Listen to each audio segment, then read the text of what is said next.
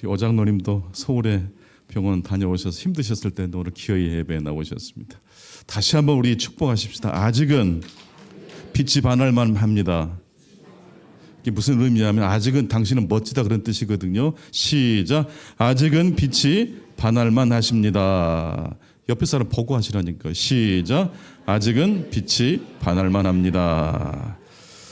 나이가 아무리 먹어도 마음의 나이는요 절대 늙지 않는다고 그래요. 여러분 안에 소년 소녀가 다 있잖아요. 다 합니다. 네, 감사합니다. 이 시간 이제 담대하게 핵심 신념으로 돌파하라 13번째 시간입니다. 아프리카에 가면 부시면 부족이 있는데 그 부시면 부족이 그런 말을 했습니다. 사람에게는 두 가지 배고픔이 있대요. 큰 배고픔이 있고 작은 배고픔이 있다고 합니다. 작은 배고픔은 밥만 먹으면 해결되죠. 큰 배고픔은 어떻게 해소할까요? 마태복음 4장 4절에 보시면 사람이 떡으로만 살 것이 아니고 하나님의 입에서 나오는 말씀으로 산다고 그랬습니다. 큰 배고픔은 뭘로만 채울 수 있어요? 하나님의 말씀으로 채워지게 됩니다. 시편 42편 1절에 보니까 하나님이여 사슴이 시냇물을, 여기서 말한 시냇물은 샘 근원을 가리킵니다. 시냇물을 찾기에 갈급함같이 내 영혼이 주를 찾기에 갈급하니이다라고 했습니다.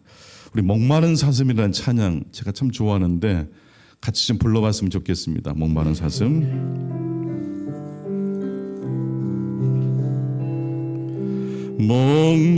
목마른 사슴 시냇물을 찾아 헤매이듯이 내 영혼 주를 찾기에 갈급하나이다.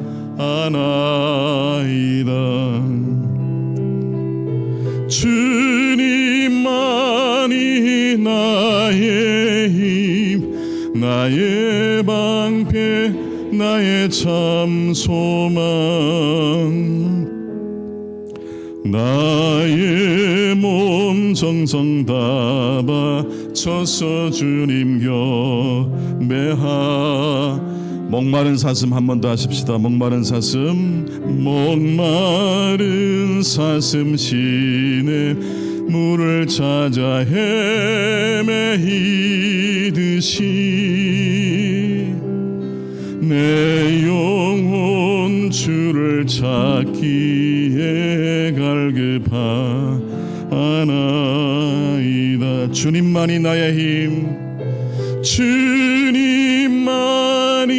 나의 힘, 나의 방패, 나의 참 소망, 나의 몸 정성 다 바쳐서 주님 경배합니다. 하나님이여 사슴이 시냇물을 찾기에 갈급함같이 내 영혼이 주를 찾기에 갈급하나이다. 이건 작은 배고픔이 아니라 큰 배고픔을 시편 기자가 이야기하고 있는 것입니다. 밥을 먹어도 배가 고프다는 뜻이에요. 직장에 다니고 결혼을 하고 사업이 잘 돼도 목마르다는 거예요. 그 목마름의 근원이 어디 있어요? 파스칼은 그런 말을 했습니다. 사람 안에 빈 구멍이 있는데 그 구멍은 하나님만 채울 수 있대요. 누구든지 잘 사는 사람, 힘든 사람, 즐거운 사람, 불행한 사람 막론하고 사람 안에는 다 구멍이 뚫려 있대요. 총 맞은 것처럼 구멍이 뚫려 있어요. 근데 그 구멍은 사랑으로도 채울 수 없어요. 돈으로도 채울 수 없어요. 하나님만으로 채울 수 있는 구멍이래요. 오늘 신약에 보면 누가복음 15장 1절에 보니까 장애물을 뚫고 예수님이 계신 곳으로 기어이 도착한 사람들이 등장하고 있습니다. 죄 많은 사람이었어요. 예수님 당시 세리는 매국노와 같은 사람들이에요. 돈은 많이 벌 수 있지만 동족으로부터 손가락질을 당하는 사람이 세리들이에요. 그 세리와 죄인들이 예수님을 찾아왔어요. 그때 사람들이 특히 율법을 잘 지켰던 바리새인들이 수군수군 됐어요. 저 사람이 어떻게 예수님을 만나러 왔냐고. 왜 이 세리들이 예수님을 만나러 왔을까요? 이유는 한 가지예요. 작은 배고픔 때문이 아니라 큰 배고픔 때문에, 그레이트 헝거 때문에 예수님을 기어이, 옆에 사람이 손가락질해도 관계없어요. 내가 살아야 되니까 어쩔 수 없어요. 세리는 돈이 많은 사람입니다. 아마 요즘으로 말하면 빌딩도 몇 채 있었을 사람이에요. 하지만 그는 여전히 배고픈 사람입니다. 작은 배고픔은 해결됐지만 아직 큰 배고픔으로 허기진 사람이 오늘 본문 누가복음 15장 1절에 등장하는 세리들입니다. 세리와 죄인들에게 배고픔이 있었습니다. 그 배고픔은 하나님이 그들 안에 심어 놓으신 배고픔입니다. 왜 여러분들은 주일날이면 어김없이 예배당에 옵니까? 배고파서이지 않습니까? 나도 모르게 몸이 가는 거예요. 몸이 반응하는 거예요. 아무리 힘들어도 이미 출발하고 있지 않습니까? 하나님이 우리 안에 배고픔을 심어 놓으셨습니다. 하나님이 우리 사람들 안에 핵심 가치관, 신념을, 믿음을 심어 놓으셨어요. 그래서 오늘 말씀이 담대하게 핵심 신념으로 문제를 돌파하라. 부끄러움을 돌파하라. 오늘 본문의 세리와 죄인들은 부끄러움을 돌파했나요? 부끄러움 돌파했어요. 내가 지금 죽겠는데, 배고파 죽겠는데, 숨이 지금 깔딱깔딱 하는데 체면이 필요 없어요. 사람들이 손가락질해도 뚫고 기어이 예수님 앞으로 도착한 사람이에요. 사람이 육체적으로 건강하려면 여러 다른 근육 중에 코 근육이 좋아야 된다 그러더라고요. 이게 사람의 균형을 잡아줘요. 걸을 때, 뛸 때. 그래서 코 운동을 많이 요즘 사람들이 합니다. 근데 육체에도 코 근육이 있지만 마음에도 코 마인드가 있어요. 그게 바로 핵심 신념이라고 말씀드릴 수 있어요. 그게 누가 우리 마음 안에 심어 놓으셨다고요? 하나님이. 언제? 태초부터. 그래서 엄밀히 말하면 모든 사람은 다 믿음 있는 사람들이에요. 자기 안에 있는 내면의 소리를 잘 듣지 못해서 방황할 뿐이지, 자기 내면의 소리를 듣는 사람은 반드시 종교를 찾을 수밖에 없어요. 그렇다면 오늘 큰 배고픔을 가지고 예수님을 만나러 온 사람들은 어떤 사람들이었고 그들의 모습 속에서 발견할 수 있는 진리는 무엇이었습니까? 첫 번째, 이 아침 우리에게 주시는 말씀입니다. 예수님을 찾아온 이 세리와 죄인들은 어떤 모습으로 예수님을 찾아왔을까요? 가면을 다 벗어버리고 예수님께 찾아왔다고 말씀드릴 수 있어요. 여러분, 사회생활 하다 보면 가면을 쓰게 됩니까? 쓰지 않게 됩니까? 그러니까 어쩔 수 없이 거짓말할 때 있어요. 밥 먹었어요? 안 먹었는데 먹었다 말할 때 있잖아요. 안 바쁜데 바쁘다고 또 거절해야 될 때가 있잖아요. 가면을 써요. 지금 힘든데 힘들지 않은 것처럼 행동할 때 있습니까? 없습니까? 있어요. 그런데 오늘 이 죄인들과 이 세리들은 가면을 벗고 예수님 앞에 도착했다는 말씀입니다. 자, 오늘 본문 누가복음 15장 1절을 같이 한번 읽어보실까요? 1절 시작. 모든 세리와 죄인들이 말씀을 들으러 가까이 나오니. 그들을 어떻게 설명하고 있어요? 모든 세리와 죄인들이라고 그랬어요. 꾸미지 않았어요. 건강한 척하지 않았어요. 예수님께 헐레벌떡 뛰어온 사람들입니다. 이런 말이 있더라고요. 잠든 사람은 깨울 수 있지만 잠든 척한 사람은 깨울 수 없대요. 이게 무슨 말입니까? 알쏭달쏭한데, 잠든 사람은, 진짜 잠이 든 사람은 흔들어 깨울 수 있는데, 깨우면 일어나는데, 잠든 척한 사람은 아무리 깨워도 안 일어나요. 왜요? 깨어 있으니까. 죄인인 척하는 사람은 은혜 받기 어려워요. 근데 내가 죄인이라고 인정하고 가면을 벗어버리면 그때 하나님의 말씀이 들려와요. 배고파서 예수님을 찾아온 이 세리와 죄인들은 그동안 예수님을 만나기 전에 사람들 많이 속여 먹었을 거예요. 거짓말도 많이 하고 또 비리도 많이 저질렀을 거예요. 그러나 이 순간만큼, 예수님께 나아오는 순간만큼 다 가면을 벗어버렸어요. 주님, 제가 죄인입니다. 본인도 알고 옆에 사람도 알지만 건강한 척하지 않았어요. 죄 안 지은 척하지 않았어요. 그냥 당당하게 죄인으로서 예수님 앞에 나왔다는 것이에요.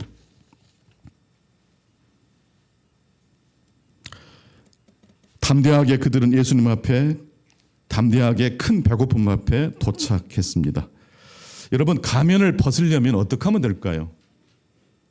친구들 앞에 또 많은 사람들 앞에 내가 건강한 척, 괜찮은 척 하지 않고 당당하게 나의 약점도 고백할 수 있을 정도로 담대하게 살려면 어떻게 될까요?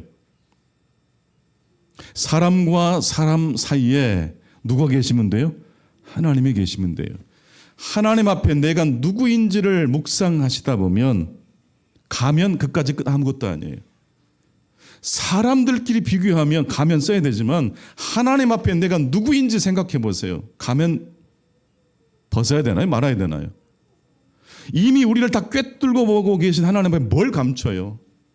뭘 없는 척 또 그런 척 할 필요가 없는 것이죠. 교회 절기를 보게 되면 11월 1일은 All Saint Day라고 합니다. 그러니까 모든 성도의 날이 바로 11월 1일 All Saint Day입니다. 그리고 이 11월 1일과 가까운 주일을 보통 우리는 모든 성도의 주일로 지킨다고 합니다. 우리 교회도 이제 예배당이 완공되면 11월 1일과 가까운 주일을 모든 성도의 날로 지켜서 천국 가신 성도님, 천국에 살아계신 성도님들을 다시 기억하고 함께 하나님을 영화롭게 하는 그런 시간을 꼭 가지려고 합니다. 본래 이날은 초대교회 순교자들을 기억하기 위해서 정한 날이었다고 합니다. 그런데 순교자들을 기리기 위해서 꼭 그들 이름 앞에 세인트를 집어넣었어요. 그래서 세인트 스테반, 세인트 폴리캅. 근데 이 세인트를 번역하면 뭐가 되죠? 성도예요, 성도. 여러분, 그래서 교회 직분 중에 최고의 직분이 뭐예요? 성도예요. 성도예요. 세인트. 그런데 이 세인트, 성도라고 스테반 집사 이름 앞에 그 세인트를 붙인다는 의미가 뭘까요? 그냥 멋있게 하기 위해서 세인트를 붙여준 게 아니고 스테반은, 폴리캅은 지금도 살아있다는 것을 의미합니다. 그들은 죽었지만 그들은 지금 살아있습니다. 부활이요 생명이 되신 예수 그리스도 안에서 그들은 지금 살아있습니다. 그래서 우리 기독교 장례식에서는요, 망자라고 그러지 않아요. 연결식이라고 그러지 않아요. 천국으로 출발하는 예배라고 그래요. 얼마나 멋지고 얼마나 통쾌한지 몰라요. 어찌 보면 천국에 들어가신 성도님들은 이 땅에 사는 우리보다 더 충만하게 하나님과 더불어 살아갈 거예요. 모든 부끄러운 것, 거리낀 것들이 다 벗어 던져버리고 하나님과 동행하고 있지 않겠습니까? 여러분의 인생의 종착역은 어디래요? 더 멋지고 더 즐겁고 더 건강해지는 게 아니라 완벽하게 부활의 주님과 대면하는 자리가 우리의 인생의 종착역이 될 줄로 믿습니다. 세인트라고 호칭을 붙이는 순간 모든 성도들은 찬란한 존재가 됩니다. 절대 고인이라고 부르면 안 돼요. 모든 성도, 모든 신자는 부활의 주님의 빛을 반사하는 존재가 되기 때문에 그렇습니다. 교회는 모든 성도의 날을 주님 안에서 죽은 모든 성도, 그리스도 안에서 살아있는 하늘의 성도들을 기억하는 날로 지금까지 지켜왔습니다. 근데 여기서 기억한다는 거, remember, 다시 멤버, 다시 우리의 멤버로 기억한다는 뜻이에요. 그러니까 어떤 성도님을 기억한다, 천국에 가신 성도님들을 기억한다, 추모한다는 개념이 아니고 우리와 함께 한 멤버라는 사실을 확인한다는 시간이에요. 이게 바로 기독교에서 말하는 축복이에요. 그렇다면 11월 1일 앞 날이 무슨 날이죠? 10월 31일. 11월 1일은 모든 성도의 날, 가장 기쁘고 감격스러운 날, 사망이 죽어버린 날. 그래서 고린도전서 15장 55절 보면 부활 생명의 기백을 가지고 바울 사도가 이렇게 고백했잖아요. 사망아 너의 승리가 어디 있느냐? 사망아 내가 쏘는 것이 어디 있느냐? 얼마나 통쾌해요. 그렇다면 이 11월 1일 앞날이 10월 31일인데 이때 여러분 헬로윈 축제를 하는 날인 줄 아시죠? 헬로윈 축제. 이상한 가면 쓰고 뭐 귀신 또 막 흉측한 가면 쓰고 막 파티하는 날이 할로윈 축제 아닙니까? 이 고대 유럽인들은 해가 짧아지고 겨울이 시작된다고 여겼던 10월 31일 밤 죽음의 신이 악령을 보내 사람들에게 해를 끼친다는 미신을 가졌습니다. 그래서 고대 유럽 사람들은 죽음의 신에게 이 10월 31일 날 제사를 드렸던 것이에요. 그리고 그날 악령의 모습으로 분장을 하고 있으면 악령이 지나간대요. 속아가지고. 그래서 우리에게 해코지를 하지 않는다고 그래서 가면을 쓰는 거예요. 하지만 초대교회에서부터 교회는 바로 그 10월 31일을 무슨 날로 이야기해 버렸어요? 헬로윈데이. 헬로윈이라는 뜻이 무슨 뜻인지 혹시 아십니까? All Saint Day 이브라는 뜻이에요. 모든 신자의 날, 앞날이라는 뜻이에요. 귀신들에게 벌받으면 어떨까 두려워 떠는 날이 아니고, 여러분 성탄절이 12월 25일이고 성탄절은 그 앞날부터 기뻐하잖아요. 12월 24일을 크리스마스 뭐라 그래요? 이브라 그러잖아요. 그러니까 헬로윈 데이는 모든 신자의 날 이브란 뜻이에요. 어둠의 권세를 발로 꽉 차버린 날이라는 뜻이에요. 그래서 이제 가면을 쓰더라도 이것은 마귀를 놀리는 컨셉으로 유쾌하게 그렇게 날이 바뀌어버린 것인데, 그 의미와 맥락을 모른 채 그냥 호박 가면 쓰고 막 사탕 나눠 먹고 하면 굉장히 좋은 줄 아는데, 10월 31일이 본날이 아니고 결정적 하이라이트는 어떤 날이에요? 11월 1일이에요. 올해부터 한번 해볼까요? 헬로윈은 부활신앙의 기백을 가지고 악마를 조롱하는 날입니다. 가면에 자신을 숨기는 날이 아니라 가면을 벗고 부활의 주님을 선포하는 날입니다. 그러면 이 할로윈 데이, 모든 성도의 날, 이브 날은 꼭 10월 31일로 한정 지을 필요가 있어요, 없어요? 이미 우리는 부활 생명을 얻은 사람들이잖아. 하나님이 세상을 이처럼 사랑하사 독생자를 우리에게 보내주심으로 우리는 부활의 주님을 반사하는 하나님의 빛의 자녀가 된 줄로 믿습니다. 날마다 우리는 모든 신자의 날, 이브 날을 그렇게 즐길 수 있어야 되지 않겠습니까? 여러분, 교회에 오는 모든 날들이 빛 대신 주님을 만나러 오는 날 되실 수 있기 바랍니다. 가면을 다 벗어버리시고 어둠과 침체된 모든 것들을 걷어차 버리실 수 있기를 축원합니다. 큰 배고픔 때문에 사람들의 수군거리는 그 장애물도 뚫고 기어이 예수님을 만나러 온 사람들은 두 번째, 예수님과 함께 음식을 먹었다라고 말씀하고 있습니다. 두 번째, 하나님께서 이 아침 본문을 통해 주신 말씀은 예수님을 기어이 만나러 온 이 사람이 예수님과 함께 음식을 나누어 먹었어요. 그렇게 해서 그들의 무슨 배고픔이 사라졌어요? 작은 배고픔이 아니라 큰 그레이트 헝거가 채워진 거예요. 여러분, 배가 고프면요, 쇼핑할 때도 안 사도 될 것을 막 삽니다. 저는 어디 쇼핑을 가거나 할 때 미리 좀 간식 같은 걸 먹고 가요.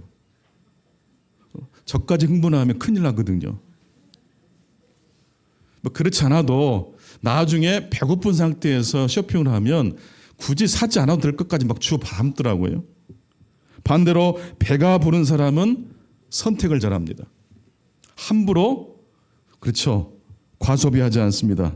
헛된 것을 선택하지 않습니다. 배부른 사람은 더 구체적으로 말씀드리자면 하나님이 우리에게 주신 복과 생명을 선택하게 됩니다.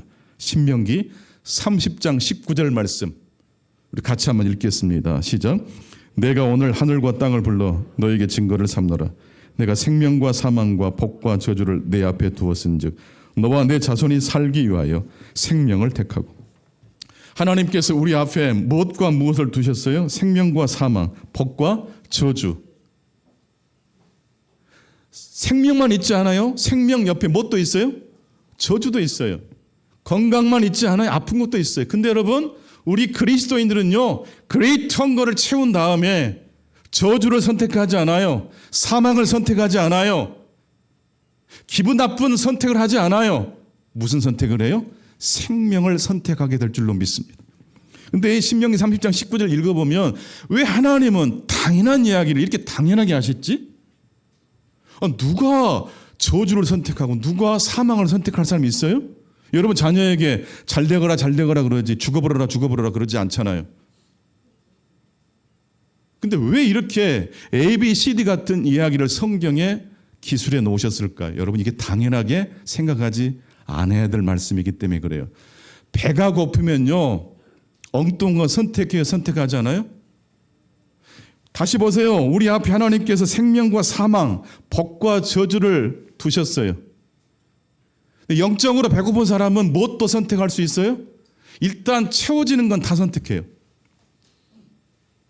일단 나에게 건강을 잃게 하도 관계없이 일단 나의 배고픔을 채워줄 수 있는 거라 무조건 담는 거예요. 하지만 하나님을 만나 하나님의 말씀으로 배를 채운 사람은요 생명을 선택합니다. 축복을 선택합니다. 지혜로운 길이 무엇인지를 성찰합니다. 다른 사람이 나를 어떻게 생각할지를 생각하지 않고 내 내면의 소리를 들어요. 다른 사람과 비교하지 않아요. 경쟁하지 않아요. 하나님이 내게 주신 내 안에 심어 놓으신 핵심 신념의 가치를 붙들고 기어이 가면도 벗고 기어이 하나님의 말씀을 듣는 자리로 나아가게 될 줄로 믿습니다. 마지막 세 번째입니다. 큰 배고픔을 안고 장애물을 뚫고 예수님을 만나러 온 이 사람들은 세 번째 핵심 신념이 긍정적으로 변화됐습니다. 사람이 참 이상하더라고요. 어떤 일이 잘 되면 모든 일이 행복할까요? 장사가 잘 되면 모든 게 잘 돌아갑니까? 퇴근 시간이 늦어져요. 애들과 놀 시간이 없어요. 여러분 대박 나면 100% 우리의 삶이 행복으로 가득 찬 게 아니라 빛이 있으면 무엇도 와요? 어둠도 있는 거예요. 반대로 어둠이 올 때도 어둠만 있나요? 빛도 있어요. 근데 우리 핵심 신념이 부정적인 것을 먼저 자꾸 보려고 하면 행복한 순간을 볼까요? 그이 기어이 안 좋은 것을 캐낼까요? 그러니까 아무리 행복하고 아무리 대박이 터져도 빛이 있는 자리에 뭣도 있어요? 어둠이 있어요. 그런데 우리의 마음 깊은 곳에 핵심 신념이 부정적으로 세팅이 되어 있으면 좋은 자리에서도 기어이 투덜거리게 돼요. 이건 어떻게 하면 될까요? 하나님의 은혜를 받아야 돼요. 성령을 받아야 돼요. 하나님의 은총으로 우리가 샤워를 해야 돼요. 자, 오늘 본문의 이 세리와 죄인들은 큰 배고픔을 안고 예수님을 찾아왔고 예수님의 환대와 사랑을 경험한 다음에 그의 핵심 가치관이 긍정적인 마인드로 바뀌었어요. 무엇을 통해서 이렇게 긍정적으로 바뀌었을까요? 오늘 본문 3절로 7절 말씀을 읽어보면 왜 이 사람이 긍정적인 사람으로 바뀌었는지를 알 수 있어요. 누가복음 15장 3절로 7절 시작. 예수께서 그들에게 이 비유로 이르시되 너희 중에 어떤 사람이 양 100마리가 있는데 그 중에 하나를 잃으면 99마리를 들여두고 그 잃은 것을 찾아내기까지 찾아다니지 아니하겠느냐. 또 찾아낸즉 즐거워 어깨에 메고 집에 와서 그 벗과 이웃을 불러 모으고 말하되 나와 함께 즐기자. 나의 잃은 양을 찾아내었노라 하리라. 내가 너에게 이르노니 이와 같이 죄인 한 사람이 회개하면 하늘에서는 회개할 것 없는 의인 99으로 말미암아 기뻐하는 것보다 더하리라. 여러분 여기 비유지만 100마리 양 중에 한 마리가 길을 잃어버렸어요. 나중에 목자가 그것을 알아챈 다음에 양을 언제까지 찾아 나서죠? 지칠 때까지 아니면 찾을 때까지. 찾은 다음에 뭐 했죠? 끌고 왔나요? 어깨 메고 왔어요. 이런 경우는 원래 부정적인 사람이 이런 사고친 양에게 뭐라고 해야 돼? 너 이럴 줄 알았어. 내가 왜 자꾸 너에게 주의를 줬지 않냐 할 거예요. 근데 이 목자는요. 길을 잃고 탈진된 양을 끌고 온 게 아니라 어깨에 메고 와요. 업고 와요. 이걸 경험한 거예요. 우리가 좀 연습 좀 해봐야 되겠는데요. 한번 이렇게 한번 고백합시다. 나는 가치 있는 존재입니다. 믿어지세요? 근데 솔직히 가면 벗고 안 믿어지죠. 왜 안 믿어지는지 아세요? 이런 말을 평상시 안 듣고 살거든요. 엄마 100점 받고 왔어요. 교만하지 말고 기말고사는 더 잘 봐야 돼. 너무 힘들어. 경쟁하고 이게 1등 해야 되기 때문에, 그리고 수능고사는 정답을 맞히는 시험이고 그렇잖아요. 근데 사회생활은 정답 있나요? 얼마나 상황이 변해요. 그러니까 학교에서 공부를 잘해도 사회생활 할 때 너무 당황하는 경우가 많아요. 멘붕이 와요. 자존심이 바닥을 치는 거예요. 그런데다가 늘 듣는 말은 나는 가치 있는 존재가 아니라 열심히 더 해야 되는 존재예요. 절대 만족하면 안 되는 거예요. 다시 한번 고백합시다. 나는 충분히 엄청나게 가치 있는 존재입니다. 안 믿어지시는지 알아요, 제가. 이거 얼만큼 정도 이렇게 이야기하면 우리 귀에도, 우리 마음의 귀에도 들릴까요? 엄청나게 해야 돼요. 매주일마다 해야 돼요. 여러분 자녀에게 여러분이 안 믿어지더라도 너는 참 가치 있는 존재야. 거울 보면서 나는 참 가치 있는 존재라고 목사님이 그러셨어. 근데 안 믿어진다. 그래도 또 해야지. 계속 해야 돼요. 다시 한번 나는 가치 있는 존재입니다. 한 10% 믿어지셨죠? 계속 반복해야 돼요. 계속 하셔야 돼요. 이 사회는 온통 그레이트한 거에 관심 없어요. 리틀한 것만 채우면 1등이다 그래요. 그러다 보니까 사람들이 지쳐 있어요. 왜 지쳐 있는지도 몰라요. 모든 사람 마음속에 하나님이 핵심 신념을, 장치를 집어넣어 주셨지만 이 신호 소리를 못 들어요. 왜 허전한지를 몰라요. 왜 허무한지를 몰라요. 사업이 잘 안 돼서 허무한 것 같고, 아내가 나한테 좀 바가지를 긁어서 허무한 것 같고, 그거 핑계예요. 그거 아무 이유가 아니에요. 근원적인 이유는 샘 근원이신 하나님을 만날 때 채워지는 공허함인 줄로 믿습니다. 남편, 아내 너무 바가지 긁지 마세요. 거기는 샘 근원이 아니에요. 여러분 하나님 앞에 무릎 꿇고 나오실 수 있기를 축원합니다. 그 하나님께 나오면 하나님은 길을 잃은 양을 어깨에 메고 오세요. 말도 안 되잖아요. 사실 따지고 보면 이 양은 100마리 중에 한 마리였고, 그래서 원래 100마리였던 양이 100마리가 된 것뿐인데, 주인은 이 한 마리 양을 어깨에 메고 집에 돌아와 친구들 불러가지고 막 잔치하려고 그러잖아요. 왜 그래요? 번전치기인데 왜 그래요?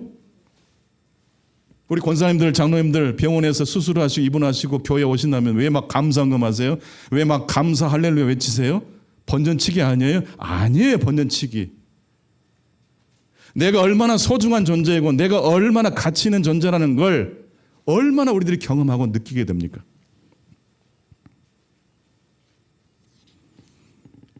백마리 양 그대로 번전치기가 아니라 잃어버렸다가 다시 찾은 양은 그냥 양이 아니에요. 소중한 양이에요. 소중한 양이에요. 저와 여러분이 바로 그런 소중한 존재라고 이 아침 하나님께서 말씀해 주고 계십니다. 세 가지 말씀으로 정리했습니다. 예수님을 만나러 온 이 세리들과 죄인들은 예수님 앞에 건강한 척 하지 않았어요. 가면 다 벗었어요. 두 번째로, 그랬을 때 예수님께서 그들과 함께 음식을 나누셨어요. 그레이트 헝거를 채워주셨어요. 그랬더니 그들의 핵심 신념이 어떻게 바뀌었어요? 긍정적으로 바뀌었어요.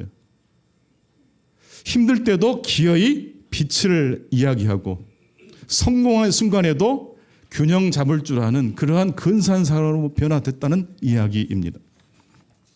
나태주 시인께서 그 어린아이라는 제목의 짤막한 시를 쓰셨더라고요. 어린아이. 골목길을 가시다가 한 어린아이가 튀어나온 걸 보고 방긋 웃으셨나 봐요. 예쁘구나. 그랬더니 아이가 환하게 웃더래요. 귀엽구나라고 말했더니 꾸벅 인사를 하더래요. 하나님이 보여주시는 세상이 이와 다르지 않다라고 시인이 이야기합니다. 나태류 시인은요, 안수 집사님이시거든요. 80 가까이 되셔서 은퇴하셨지만 그렇게 믿음이 좋으시더라고요. 이분의 핵심 가치에는 뭐가 있어요? 복음이 있어요. 하나님의 마인드가 있어요. 마태복음 7장 12절 보면 무릇 남에게 대접을 받고자 하는 들은 먼저 어떻게 하겠어요? 대접하라. 여러분 먼저 방긋 웃어주면요, 아이들이 어떻게 해요? 인사해 준다니까요. 너 왜 인사 안 하고 지나가니? 그러지 마시고 예쁘구나. 다 같이 합시다. 예쁘구나. 참 예쁘구나. 그러면 그 애가 방긋 인사한다니까요. 그러니까 이 세상을요, 하나님께서 어떤 원리로 돌아가게 하셨냐면 먼저 남을 대접하라. 먼저 반갑게 손을 만주해달라는 뜻이에요. 이번 주간에 그렇게 먼저 방긋 웃고 예쁘구나, 아름답구나, 너는 참 가치 있는 존재구나. 그렇게 누구를 만나든지 먼저 웃어주시고 손을 건네주실 수 있기를 축원합니다. 기도하겠습니다. 하나님 아버지 감사합니다. 우리 모두가 다 한 사람도 빠짐없이 큰 배고픔을 안고 이 자리에 왔습니다. 오늘 또 하나님의 말씀을 통해서 우리의 배고픈 허기진 배를 채워주시오니 감사합니다. 부동산이 없어서 자녀들의 앞길이 잘 풀리지 않아서 우리도 힘든 것이 아니었습니다. 하나님 만나지 않으면 근원적인 배고픔 해결할 수 없습니다. 힘들고 부서져도 하나님을 만나고 하나님을 기어이 찾아온 사람들의 마인드는 긍정적으로 변화됩니다. 여기 모인 하나님의 귀한 백성들 한 분 한 분 가운데 그런 은혜가 물밀듯이 임하게 해 주옵소서. 예수 그리스도 이름으로 기도하옵나이다. 아멘.